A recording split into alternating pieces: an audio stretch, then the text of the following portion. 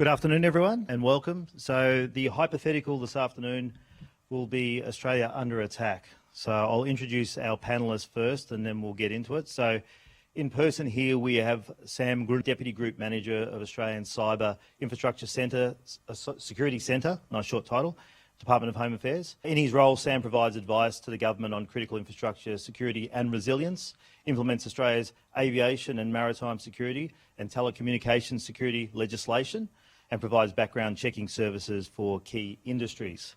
Also with us, the most important man in the room, you put that in there, Michael Bromley, a Stone & Chalk Group CEO and also AusCyber. Michael joined Stone & Chalk as CEO in 2020. Michael is Digital and Innovation Change Agent with more than 25 years of startup, digital transformation and advisory experience. He helps businesses from startup to scale up to enterprise, transform into digitally innovative organisations through the implementation of lean, agile and design practices that enable better ways of. As a consultant, advisor and member of executive teams, he is focused on driving strategy, change and high performance. And he does that with us. And online today we have Sarah Sloan. Hello, Sarah. So she's Head of Government Affairs and Public Policy at Palo Alto Networks, small to medium-sized company, I believe. In her position, Sarah advises the company's leadership on a range of cyber and technology policy issues, builds strategic relationships across all tiers of government, and acts as a trusted private sector advisor to the government. Sarah's spent 10 years working in government, predominantly in cybercrime and cyber security. So perfect person to have on the panel with us. So please welcome our panel firstly, and a warm round of applause. What I'm going to do here is, firstly, what we'll do is we'll paint the picture of a cyber attack or multiple cyber attacks that happen in Australia. For the next hour, we're basically going to dive into this hypothetical. Okay, so let's kick it off. So in the sector competitiveness plan, which we released, we modelled the dollar impact on the Australian economy of three likely cyber attacks. So today we're going to dive into this hypothetical for Australia, where all of them happen within a 2-week period. So we'll start with Michael. So picture this, up in sunny Sydney. It's 7 a.m. and you've just jumped into a packed morning train. Hopefully you've used your underarm generator. Heading into Stone & Chalk Sydney offices when you get a text message from the head of IT security. All Stone & Chalk Group employees have received a malicious text message alerting them to schedule changes. These messages, sent from an unknown number, implied they were coming from you and said that we'd been hacked. You need to follow the link in the text and reset your password. So your attention is drawn from your phone as people's phones start pinging all around the carriage in front of you. Something is going on, but you are focused on the immediate problem as you leave the train and head into the offices. Okay, so what would be the first thing, and what would your team have already enacted across this attack when it's discovered, and how would you send the correct information to your staff in a business spread all across Australia? The answer to this question starts many months before the question or the event. So our team, what I call our advisory council, actually has a charter of how we work together. And in that charter is included the different ways that we communicate with each other under different circumstances. So the first thing I would do is know that text is actually not the way we would send out this message. So I would immediately know this would be an incorrect, malicious event. So I certainly wouldn't respond to the text. I certainly wouldn't click on anything that asked me to reset my password. What I would do is I would follow our protocols and I would get in touch with either Vassan, who's in the room somewhere, there he is, or I'd get in touch with Jenny. We have a tree that we go through, and I would try to find out what's going on. And I'll be honest with you, something similar to this happens all the time, and people get emails ostensibly from me telling them that I'm really busy and I need them to do something for me really quick. Now, that looks semi-normal until you realize that I got one of those emails from me too, and I thought, that doesn't sound right. So these things really do happen, and it happens all the time. So the first thing I would know is that this was not coming from Stone & Chalk Group. So immediately I would say, okay, there's something going on, and I wouldn't be diving into responding through the mechanism that I was communicated to in the first place. I would then go back into our channels, I would contact Vassan, I would find out exactly what was going on, and because he's way smarter than me, he would then tell me what to do. And then now we're going fast forward another hour ahead. And so Australia is mostly woken up, except for people who work night shift, and news channels have gone live with the breaking news. So the mass password phishing attack that tried to take Stone & Chalk offline is impacting thousands of businesses across Australia. So Sarah, suddenly your phone is pinged with multiple text messages. You're in the middle of your morning coffee. and the first chaos of getting your daughter. I'm sure parents out there can relate, stopping to catch your breath. You look at the first message, call work ASAP. When you get through, you find out that the team at Palo Alto has activated the crisis response to help clients confirm they are secure. However, Palo Alto is fielding hundreds, if not thousands of requests from companies that have been caught up in this mass workplace phishing attack. Sarah, where would Palo Alto focus its resources in the initial response? Assuming this impacts more than 30% of Australian businesses, could you help all the new clients that are ringing and emailing through at that time? Yeah, good question. I think the first thing to note here is that my day would be ruined. I would be completely focused on this particular issue. But as you say, we have a pretty sophisticated incident response team and risk management teams, which would all be activated, and I would be working with them closely throughout the day. And they could go into a bit more of the specifics of how our company would respond. But what I would say is if we're seeing an attack of this magnitude to Australia, it's highly likely that it is not an attack that is focused just on Australia. So we would be looking across the globe at our 90,000 plus customers and looking at how we can support them.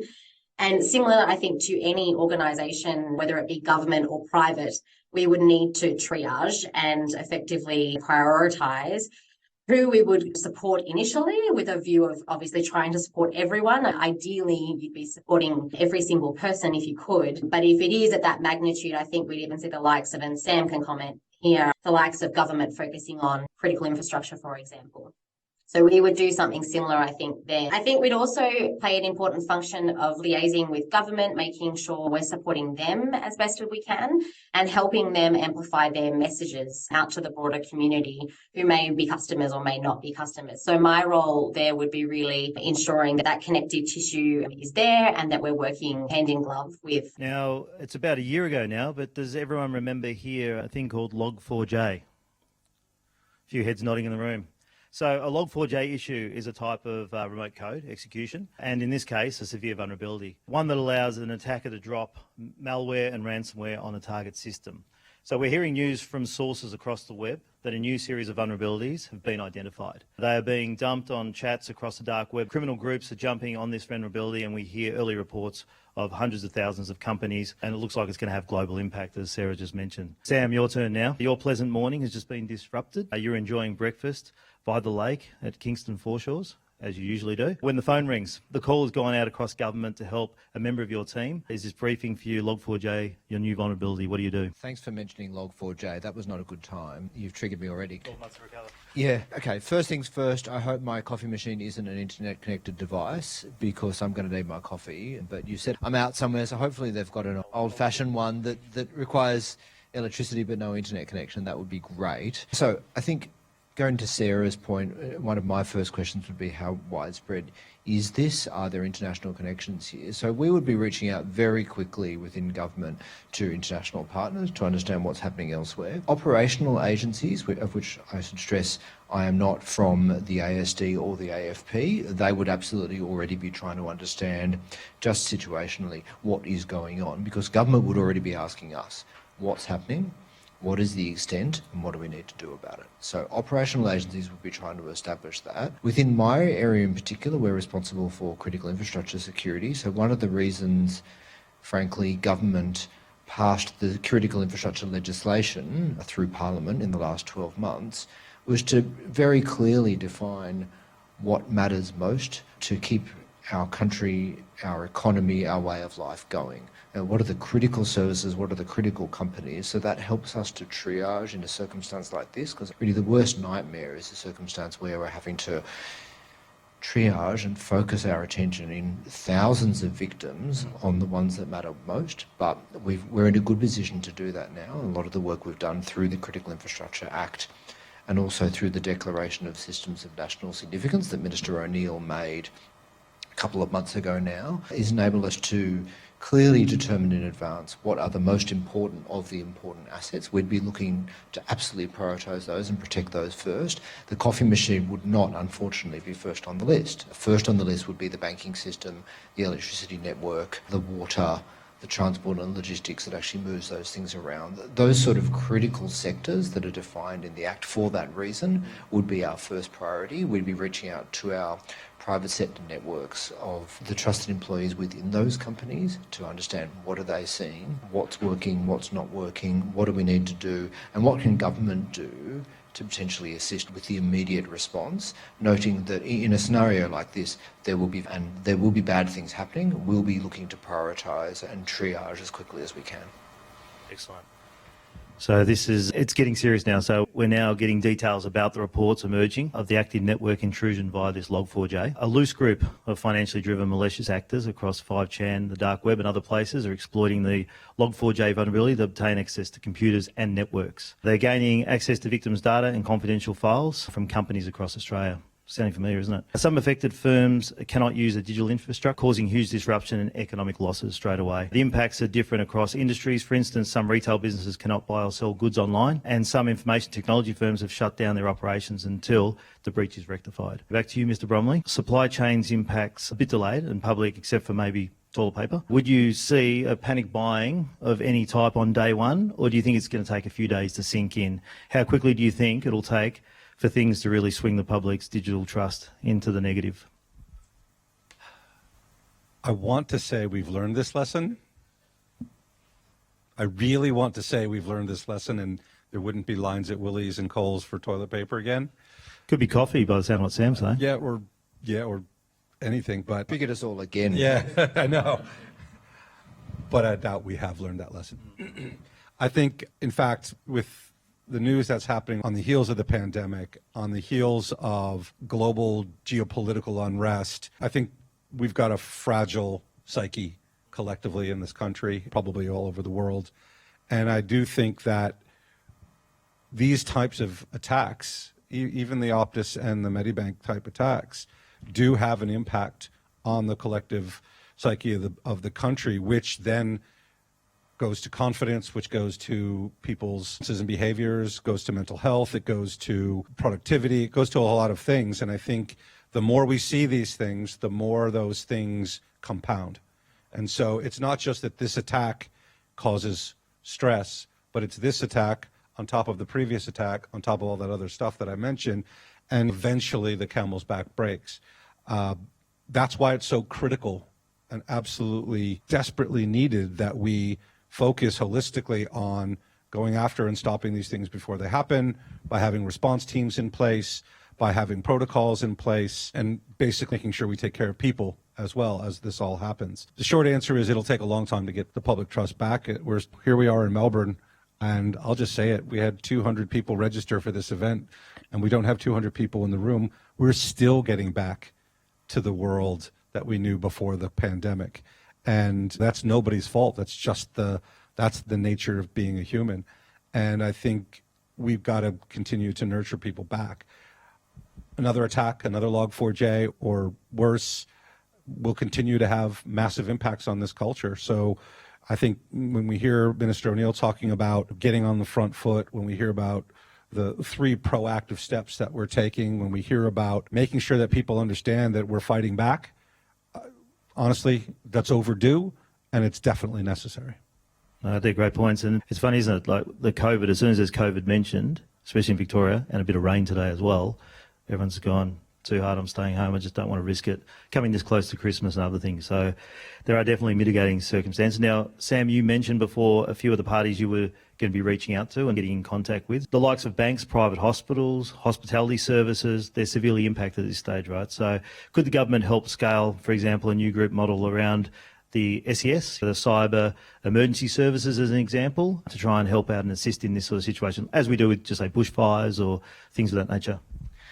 Thanks for the second triggering moment in the first 10 minutes. Cheers. But anyway, I'm glad you mentioned it, because in this scenario, I think we're immediately talking about real world physical consequences, right? The thing is so internet connected and cyber connected these days. We're not talking about something happening in cyberspace. This scenario is already having impacts in the real world, on the banking system, on hospitals. In addition to the cyber response, by now government would also have stood up the National Coordination Mechanism, which is a mechanism that was born in COVID to deal with some of these interfaces and to coordinate industry and government response in the real world as well. As you say, as we do for bushfires, in fact, it's the same mechanism we use for bushfires. We sit down around the table with state governments, local governments, with industry sectors like the banking sector, etc., and talk through what's happening, what needs to be done, what can government do to help. So that would be happening already in this scenario.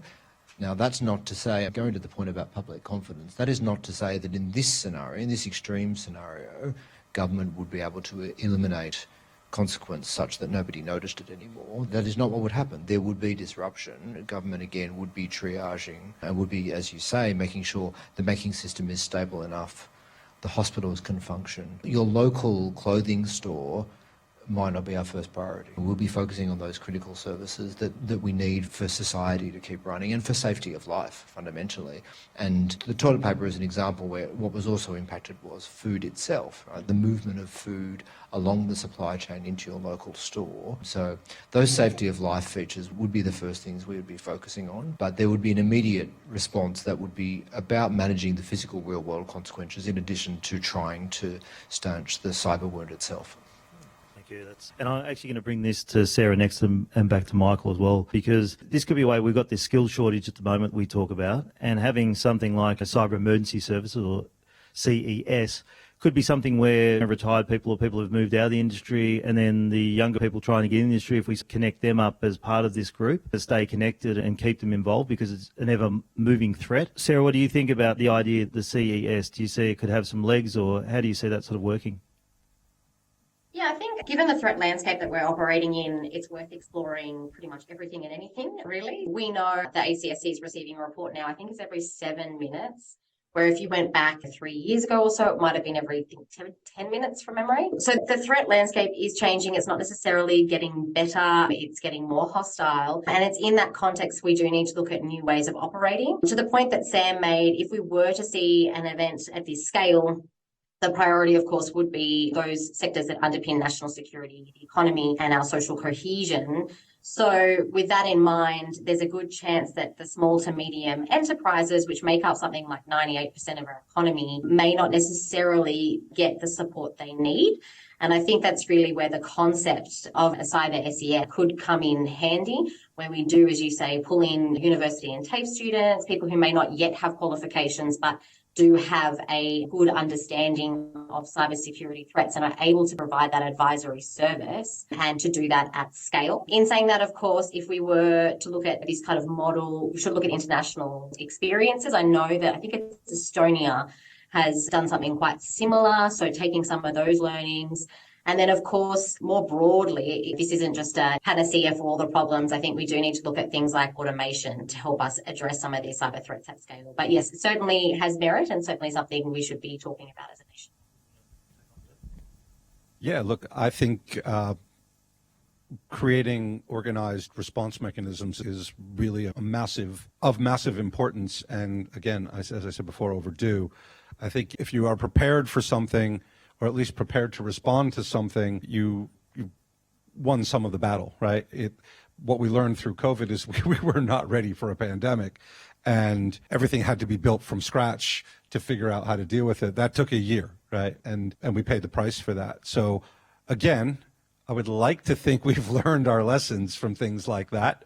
And again, I'm afraid we haven't. These are types of response mechanisms that I think we need to think about before we have the major crisis. And we've got a little crisis going on now, relatively speaking. It's not little if you're a Medibank customer or if you're Medibank, but for the most part, it's a minor attack, but a major attack could follow. These could be the warning shots or the test volleys to see where the infrastructure cracks or where the response mechanisms don't work out or don't exist. So now's the time, right? Now's the time when we should be looking at preparing for the next thing. We started talking about this a year and a half, 2 years ago. Are we prepared for the next pandemic? We're still not doing that. So I don't have a whole lot of confidence that we'll start preparing for the next cyber attack, but that doesn't mean we shouldn't. And we absolutely need to be, frankly, doing both. Yeah, that's a great point. Because I think, like a fire drill, people do fire drills all the time, and whether they're working the CFA or if you work in an office, the likelihood of a fire happening, probably pretty low, to be fair. But a cyber attack, yeah, you've got a fair chance of that actually occurring. Can I just jump in on that? I think you heard from what Minister O'Neill's been saying.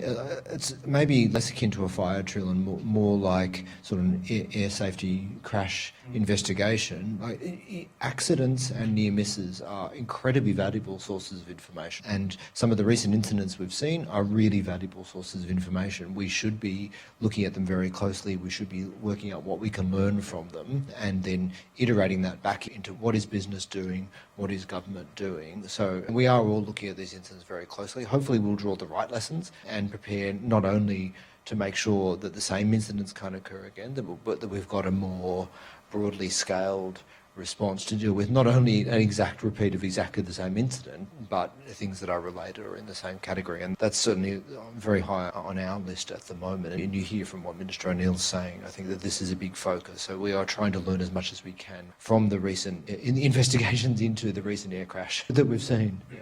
That's good. We tell this to startups all the time. You learn way more from your failures than you learn from your successes. So we talk about celebrating failures, right? Sharing the data points and the insights you get from the failures, because failure really is just a data point you didn't have yesterday. So learn what the vulnerabilities are, learn what the failures were from this response or that response or lack of response, and move on. But I also share this with startups all the time. This concept of failing fast that people think is good, you forget the other half of the saying, right? Failing fast is still bad, right? Nobody wants to fail fast. What you want to do is fail fast, learn, iterate, and move on. And that's the part that's really hard. And even startups forget that. But as a country, we can't forget that. We have failed, right? Fine. We now have to learn, take those data points, iterate our next move, and continue to move forward. Excellent. And strike while the iron's hot before everyone forgets it and goes to the next story. And back to our story. So where Log4j has led to a compromise of networks and the theft of sensitive information, installing patches ASAP is the first important step to monitoring software activities. As we know, Log4j is used only to log activity and events. To protect against the vulnerabilities, there should be no further activities, such as the Log4j process trying to access other systems. Easy to say, however, this is more than often not the case. So Sarah, it's number 8 of the essential 8 that's always seems to be forgotten, patching and updating. That's one I bang on about a bit. What should every company and business in Australia be doing as a baseline to protect themselves against these kinds of open source software solutions that are used en masse? Yeah, so a couple of things. The first thing is when it comes to patching, it's important to know what to patch. So what I mean by that is having an understanding of what's on your network that you may or may not know. The concept of vulnerability management, I think, has been around for a while, but attack surface management is definitely a capability that's getting traction globally and is slowly getting traction here as well. And that really provides organizations a view of their network through the eyes of an adversary, that shadow IT, that maybe someone connected or spun up some new particular cloud instance that they didn't inform the SOC about or didn't tell anyone about, but it is actually sitting on your infrastructure and may need to be patched.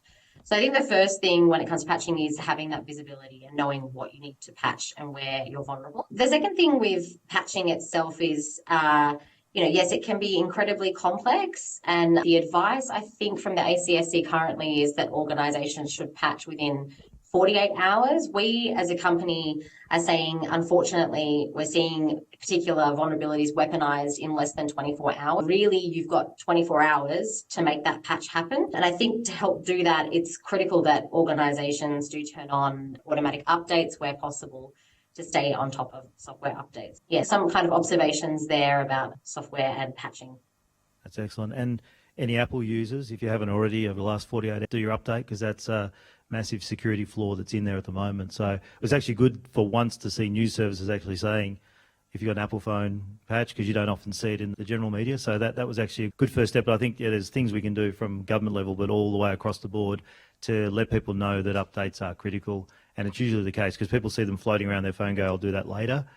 But as Sarah just said, 24 hours is critical. And if you leave it any longer than that, you leave yourself wide open. Now, Sam, I'd be paying attention to this part. This looks like it's coming towards you again, mate. You ready? I hope you don't fall out of chair after this one. Cyber criminal gangs are having a field day with all the data floating about, and why wouldn't they? There's a debate on the news channels and in Parliament about the culture of handling our data and handing over our data as well.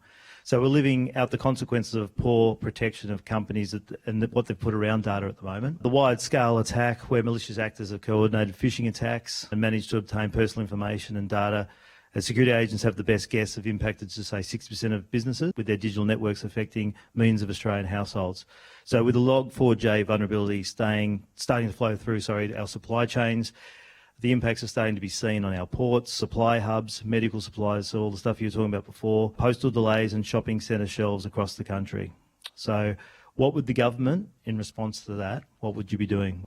I may have strayed into this inadvertently in my previous answer. Yeah, we're looking to coordinate industry and government responses and also looking to triage. Again, there will be disruptions in this scenario. We'll be looking to focus on what matters most, on making sure you might not be able to buy jeans today, but you will be able to buy food. That's clearly what we'll be focused on. What parties, so from a government level, how quickly or where do you go? Do you go to which places like AFP, ASD? What would be your sort of first ports of call? In terms of consequence management? Yeah, consequence management. Consequence management, that would sit with the Department of Home Affairs. We would be standing up, as I say, the National Coordination Mechanism, which is a standing mechanism that exists and is being used right now for things like the floods, for things like the Medibank situation, as has been in the media. So we'd be convening that internally within Home Affairs, but then reaching out to relevant departments and to key industry representatives, again, focusing on those things that matter most for keeping the country running and for keeping people safe. So there'd be some very heavy triaging happening in this circumstance. You also talked about the broader sort of privacy breaches and data that could be floating out there. That'd be a conversation we'd be having, particularly, I think, with the banks, with the financial sector, as we have done. And again, this has been public after the recent incidents, to talk about what remedies need to be put in place to protect the integrity and the functioning of the banking system. Again, not necessarily to eliminate any possibility of any crime occurring, because I think in this scenario, that's probably unrealistic. But what can we do to make sure that the system itself continues to function and continues to underpin our society? Lots more to say about that. But that's a good lead on to Mr. Bromley again. This is you coming back into the story. You receive a call between meetings from someone, a number you don't recognise, and they lead straight with your full name, date of birth, and there are suspicious transactions on your account, and George, who gives you his employer number and case number, asks for your account details to confirm your identity. What do you do next? Don't answer it. Look, you never do. Yeah, that's true. Could be you. Could take that. Definitely don't answer it. Look, I think everybody in this room probably knows what to do here, right? You don't answer the call, but if you suspect there might be a situation, you then go and you go through the channels you do know that are secure, and you validate. So one of the first things I would do, I would go online and check my accounts and see if there's anything suspicious there and any transactions there. So if I didn't notice any suspicious transactions on my account, already there's another red flag. So that's 2 red flags. And if I still had concerns, I would then go back through the official channels and call my bank or reach out to my bank some other way and try to validate. It's not hard to find people's information, whether it's hacked or not. People put their information on Facebook, right? So it's pretty easy to get that information. So just because they know what bank I'm with and know my name and date of birth, whatever, that's pretty standard, easy stuff to get. They didn't quote my account number, hopefully. If they did, then I'd probably be on the phone to the bank directly and freezing the accounts and starting to make the process of changing account numbers and things like that. But look, the answer is the same regardless of the vector in this case, right? It's always don't respond to the actual direct communication. Go validate independently what the information they claim to have is, and don't give your information out over the phone or through other channels. It's pretty straightforward. Excellent. You all know that, right? That's right, isn't it? Charles is nodding, so we know it's right. Now, this next piece, actually, I like this part of the story because how many months pregnant are you at the moment, Sarah? The reason you probably didn't come down here? Yeah, no, I'm in the last trimester. Last trimester. So this next part of the story, I really like this, right? So it said it's been a long week since Sarah was out for her morning run. That'd be interesting. I'm not running. And Mike was on the train to work when the first mass phishing attack started. So throughout the week, ride-sharing sites and other digital services that we use and websites are down. And right now, we're replacing unprecedented traffic as millions jump on Facebook, Instagram, and thousands of other websites and apps offline and briefly and intermittently. Supermarkets are rationing essential goods, and Australia, where we've seen floods across Queensland, New South Wales, and bushfires in WA and SA, stretching resources everywhere. So, Sarah, other than toilet paper and probably other things now, we handled COVID supply chain impacts quite well. Would it be the same with a sustained cyber attack, or are too many attack surfaces the problem that it will get exponentially worse? I don't mean to be all doom and gloom, but I think it would be a lot worse, unfortunately. And I think that because of the interconnected nature of everything in our society these days, if you think about the internet and what it underpins energy sector, it underpins even our water supply and our water treatment plants. It underpins all our defence, all our national security, all our financial payments. It could pretty quickly become a scenario where, if the internet's not working, then we may not have power, which means we may not have a whole bunch of other services available. We might not be able to go to the grocery shop and buy particular goods. Not a lot of us carry cash anymore. Paying on card wouldn't be a thing. So I think if it was a sustained attack of that nature, I don't really know how long society would continue to function before it would really descend into, I don't want to go so far as to say chaos, but it would definitely be very challenging. Definitely a challenging scenario. Challenging is a good word. And you touched on power plants there. And so early this year, a Russian-backed criminal group tried to hack a Queensland power plant. So it seems they may have been just doing a bit of a test run, just to test the waters and see what's happening there. So Sam, it's back to you for this sort of fun stuff. So you've just been told in an internal government briefing that is believed to be Russian-backed hackers. And the attack that was on a series of energy providers, not just this one in Queensland. The criminals were swiftly spotted and locked out of several power plants before any damage was done. But some of the attacks have been successful in forcing the providers to reduce the power to the national grid, affecting the baseline power supply. So Australians are now having to deal with a series of forced rolling blackouts across the power grids and the attacks on the power infrastructure. TV stations are broadcasting backup power. In some cases, like hospitals have cancelled non-emergency services, traffic managed systems are going into breakout, short periods across the eastern seaboards of rolling these blackouts and affecting people getting to work and from work. The government is now working with all impacted generators to lock out the attack and bring back the full supply to the grid. So this is a worst case scenario. How would the new critical infrastructure laws allow the government to help businesses in Australia with this coordinated response to an attack? Sorry. Have you got any triggers left?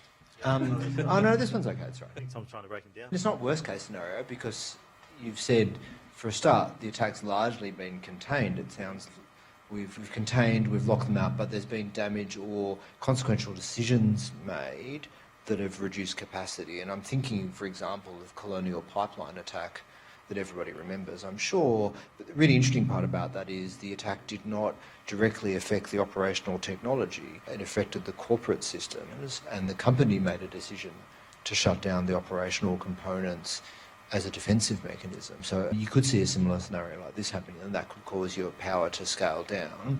So your question was particularly what powers could we use, and luckily there's already a lot of good powers in place for this sort of scenario. So for a start, AEMO would be on the case instantly, managing the reduced supply into the market across the eastern seaboard, across the eastern market. So they do that all the time. They do that through summer when there are interruptions through natural disasters of various kinds. We've seen that recently, in fact, managing the market. So there are pretty well-established mechanisms to manage changes in supply and demand across the electricity market. If it got below the point where there were critical functions available, then you'd have a bunch of other consequences. You're right. So, for example, if people are operating on backup power, how does backup power work?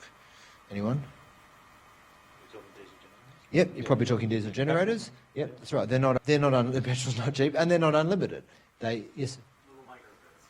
Yeah, potentially microgrids if you've got your solar all ready to go. So there are backup arrangements in place, but they don't last forever. Your diesel doesn't last forever. It's going to have to be replenished. So luckily, government does run exercises about this sort of thing, and there are a lot of powers in place. EMO has a lot of powers.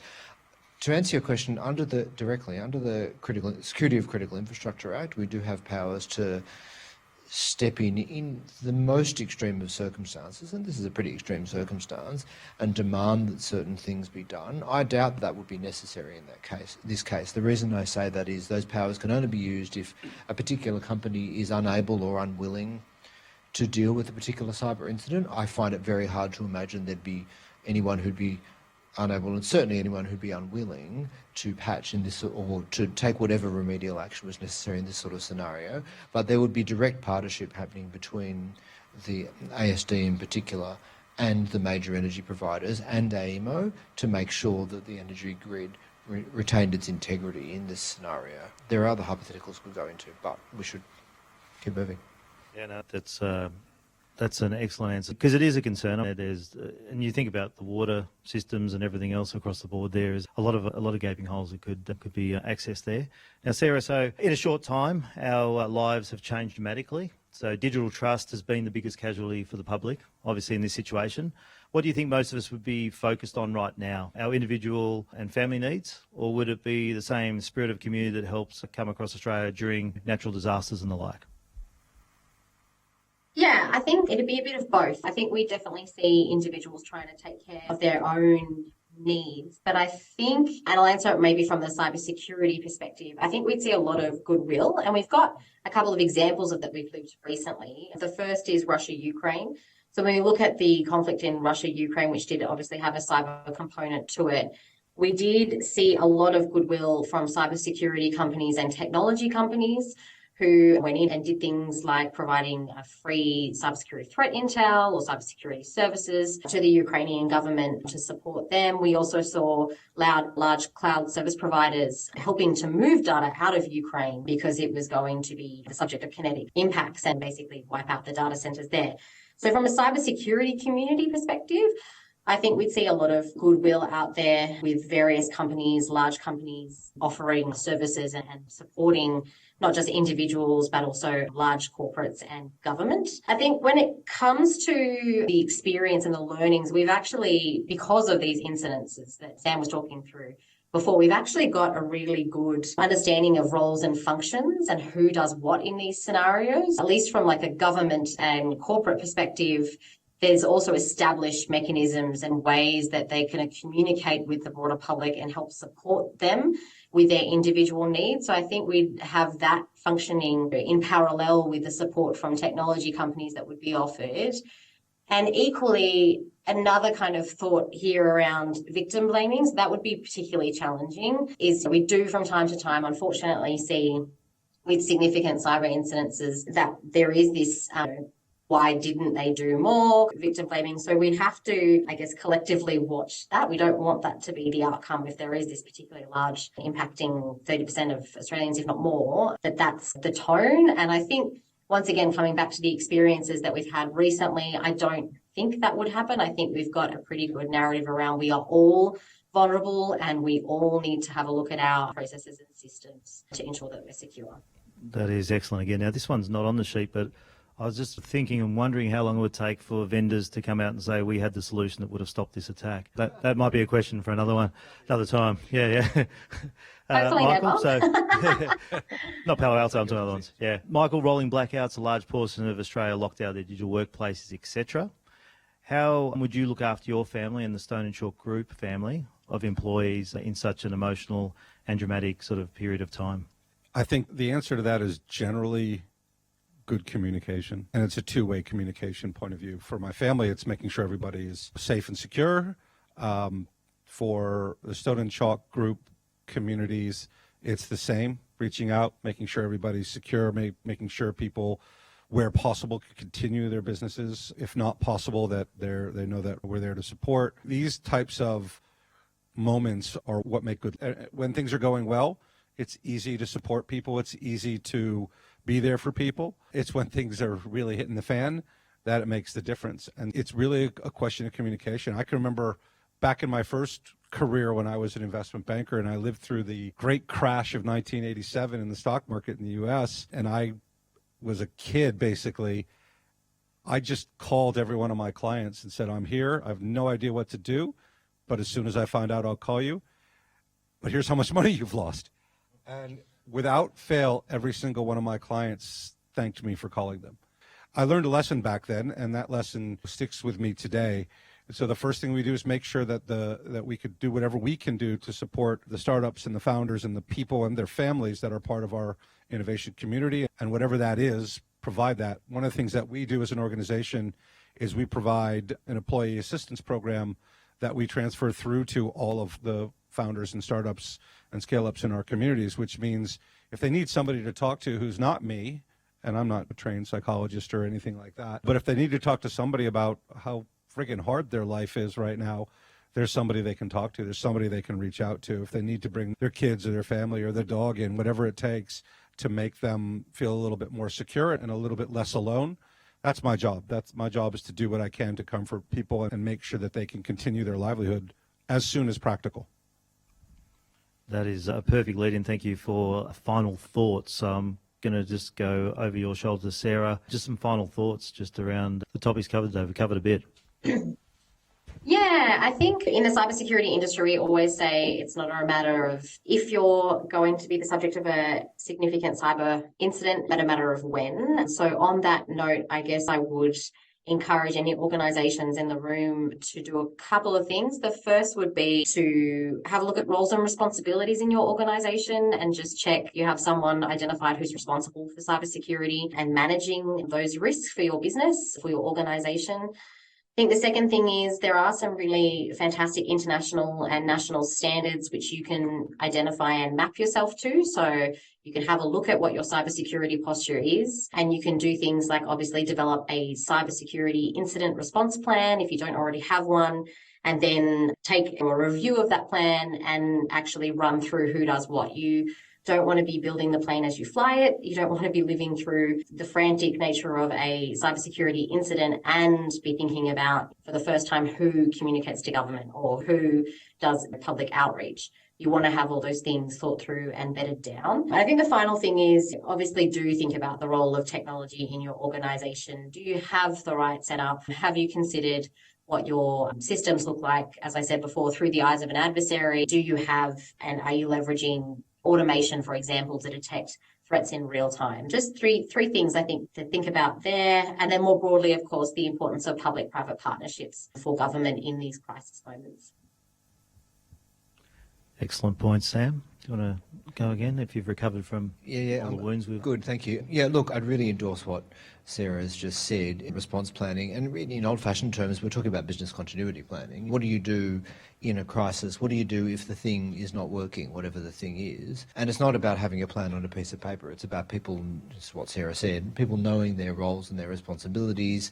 It's worth sitting down on occasion and actually exercising this with your people so that people understand who is going to be doing what. Because actually you don't have time to go find the piece of paper in a crisis either. You need to know it. You need to know who's going to be doing what, who's calling who, what are your backup channels for communication in a crisis. More broadly for government, I think, as I said, we're learning a lot of lessons. The government did pass some really important legislation that helps us be better prepared for this sort of scenario. It doesn't mean we're perfectly prepared, and we'll be prepared for everything that could happen. I'm sure, cannot be, but we are having a lot of conversations about this at the moment. The equivalent of incident response planning and indeed exercising is certainly happening within government to make sure we all understand who does what in a crisis and what our backup plans are as well. We're in the same boat and we're thinking in the same way about what might be coming down the pipeline at us. Michael, you want to just finish us off with that? Final thoughts? Honestly, I couldn't add anything to what these two said. They're far smarter about this than I am. My job is just to make sure that we're as prepared as we can, just like any other CEO of any other company, right? Your job is to make sure that you know what to do when things are not going perfectly. I echo that entirely. I love the idea of practicing and going through the exercise.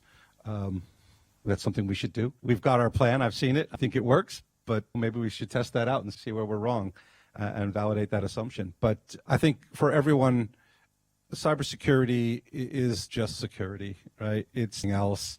You've just got to protect what assets you've got, the people who are around those assets, and what they represent in terms of the services and the customers that you service. And nothing changes because it's cyber. It's not even that much more complicated than it used to be. We just have to make sure that we continue to wrap our arms around all of it, not just the stuff that is cyber or the stuff that isn't cyber. And if I could just add something on that, you just reminded me on that note, one of the most common things I see when people sit down and do their exercise is to focus just on your company or your organisation or your agency in its own right and think if the whatchamacallit that we need to function isn't available, okay, in this crisis, we'll go and get the whatchamacallit down the road instead, or we'll go and get another company's whatchamacallit. I think incident response planning you're exercising needs to imagine the scenario where other people's whatchamacallit isn't available, and what do you do in that case? What do you do if your diesel backup and else is trying to use it at the same time and it's not available? What do you do if it's not just your electricity that's out or your internet that's out, but it's broader than that? You need a bit of imagination around what those scenarios might be. Excellent closing remarks. Now, also, this is a hypothetical, obviously, and because everyone in the room is hypnotised and online, I'm going to close off this story and then I'll bring you all back into the room and physically be here again. So this is a conclusion that I'm sure most of you will believe. So the sun is streaming through Prime Minister Albanese's courtyard as he walks from his office up to the mic and to the assembled media throng. So there's cameras everywhere, people standing around. So this is his speech. In the last 4 weeks, Australia has faced unprecedented headwinds. We are all too familiar with bushfires and floods, but together we meet a new threat. Repeated and layered cyber attacks that failed to cripple our power generation supply chain, while criminals tried to scam Australians in a scale never before. $12.6 billion was almost wiped from the Australian economy. We managed to mitigate the impact by luck in many cases. So today I'm announcing a Royal Commission into the attacks to prepare our country and people to live with what will be an ongoing threat. So today, I'm also announcing a $100 million investment into teaching cyber skills, starting in kindergarten and being part of every school curriculum at every level from now on. Okay, I should probably snap my fingers and bring you back in the room. But look, as we wrap this up, I just want to run through probably the 3 scenarios that was gone through here. So just to give some sort of background and a bit more context on phishing attacks are the most reported type of cyber crime, obviously in Australia and around the world. In 2021, 71,000 reports of phishing attacks were made to the ACCC. Direct financial costs of phishing attacks have quadrupled between 2017 and 21. Phishing attacks are on the rise, with malicious actors taking advantage of health scams during COVID, and they'll just use any sort of scam they can. But currently now with Medibank and Optus, people are hopping on top of those even if they don't have the details. The Log4j vulnerability is already being exploited by malicious actors, with over 93 million Log4j related attacks detected in 2021. In 2017, a worldwide attack of WannaCry, ransomware, infected 230,000 systems and is estimated to have cost $4 billion globally. This is very high, and obviously it's probably still going and still rising, that cost. And finally, Australia power grid is increasingly vulnerable by hackers as electricity systems become more complex. A similar attack occurred in 22 this year in the Ukraine, so there are highly likely going to be similar incidents happening again and again. What I'd like to do is thank everyone for attending today. I think it's a very interesting session. I'd like to thank our speakers firstly, if we can give them a round of applause. So I want to thank our sponsors today, which are Acer, CyberMerc, Cyberware and Snare. Also, just wanted to let everyone know that Melbourne is the beginning of Cyber Week, so there's one more session to come here. I don't know if some people are registered for the AWSN event, which is coming in after this, so stay around if you can. And we're going to be around the rest of Australia, though, for the week, and you can get onto all these events either in person if you're in the city or online. So tomorrow we're Sydney. We will be in Perth on Wednesday, Adelaide on Thursday, and then finishing up in Canberra this week. So all sessions, if you check out auscyber.com, you can see all sessions available. All tickets are free. You'll even get a free breakfast if you're in WA. So come along for that. There should be good eggs over there. And one quick thing. I know this is not scripted, so bear with me. So this isn't a hypothetical. This is a real. So just a little interactivity here for a second. How many people have purchased something recently, and when they went to check out, they were asked for their phone number, email address, or other information? Raise your hands. Keep your hands up. Now lower your hand if you did not give them that information. Yeah. Here's something to think about. You can all put your hands down now. You don't have to.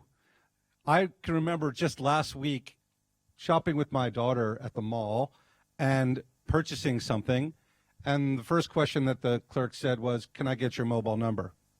And I said, "No." "Do you need it?" It was for personal reasons. And the answer he said was, "Yeah, it's required." And of course I said, "By whom?" And the response was, "Oh, it's just the process." I said, "Okay, my process is if you want my personal information, I'll buy my product somewhere else. Is it still your process?" And suddenly it was not the process anymore.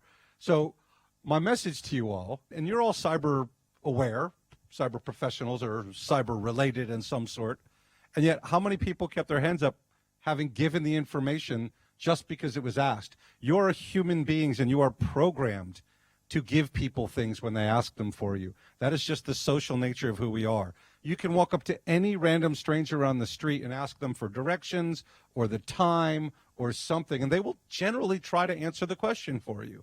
And people will play on that.